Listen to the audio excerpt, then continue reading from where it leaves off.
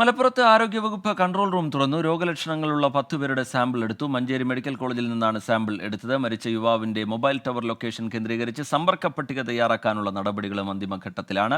Vipin C Vijayan വിവരങ്ങളുമായി മലപ്പുറത്ത് നിന്ന് ചേരുന്നുണ്ട്. വിപിൻ, ജില്ലയിൽ ഒന്നാകെ നിപ ജാഗ്രതയുണ്ട്. അതിന്റെ ഭാഗമായി സ്വീകരിക്കേണ്ട മുൻകരുതലുകൾ, നിർദ്ദേശങ്ങളൊക്കെ നൽകി കഴിഞ്ഞിട്ടുണ്ട്. ഏറ്റവും ഒടുവിലായി ഉണ്ടാകുന്ന നടപടികൾ എങ്ങനെ ആരോഗ്യവകുപ്പ് വിശദീകരിക്കുന്ന കാര്യങ്ങൾ എന്തൊക്കെ വിപിൻ? റീജിത്തെ പ്രതിരോധ പ്രവർത്തനങ്ങളിലേക്ക് ആരോഗ്യവകുപ്പ് അതിവേഗം കടക്കുകയാണ്. ചെറിയ തോതിലെങ്കിലും നിപ ലക്ഷണങ്ങൾ, അത് പനിയോ കടുത്ത ചുമയോ ആണെങ്കിൽ പോലും അത് ലക്ഷണങ്ങൾ പ്രകടിപ്പിക്കുന്നവരെ ഉടൻ തന്നെ മഞ്ചേരി മെഡിക്കൽ കോളേജ് ആശുപത്രിയിലേക്ക് മാറ്റുന്നു. അവിടെ നിന്നും സാമ്പിൾ ശേഖരിച്ച് കോഴിക്കോട് ലാബിൽ പരിശോധിക്കുകയാണ് ഇപ്പോൾ ചെയ്യുന്നത്. ഇത്തരത്തിൽ 5 പേർ ഇപ്പോൾ മഞ്ചേരി മെഡിക്കൽ കോളേജിലെ ഐസൊലേഷനിലുണ്ട്.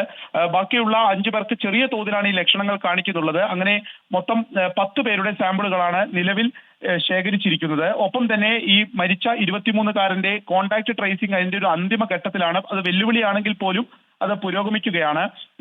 അപ്പോൾ അദ്ദേഹം മരിച്ചതുകൊണ്ട് തന്നെ കൂടുതൽ എവിടെയൊക്കെ പോയിരുന്നു, ഈ ബാംഗ്ലൂരിൽ നിന്ന് ഓഗസ്റ്റ് 22-ന് വന്നതിന് ശേഷം എവിടെയൊക്കെ പോയി എന്നുള്ളതിന്റെ ഒരു കൃത്യത ഇനിയും വരേണ്ടതുണ്ട്. അതുകൊണ്ട് തന്നെ മൊബൈൽ ടവർ ലൊക്കേഷൻ കേന്ദ്രീകരിച്ചുകൊണ്ടുള്ള ഒരു പരിശോധന ഓരോ പ്രദേശത്തായി നടത്തുന്നു. ഒപ്പം തന്നെ സുഹൃത്തുക്കളുടെയൊക്കെ ഇന്നും വിവരങ്ങൾ എടുത്തുകൊണ്ടാണ് ഇപ്പോൾ ആ ഒരു കോൺടാക്ട് ട്രേസിംഗ് നടക്കുന്നത്.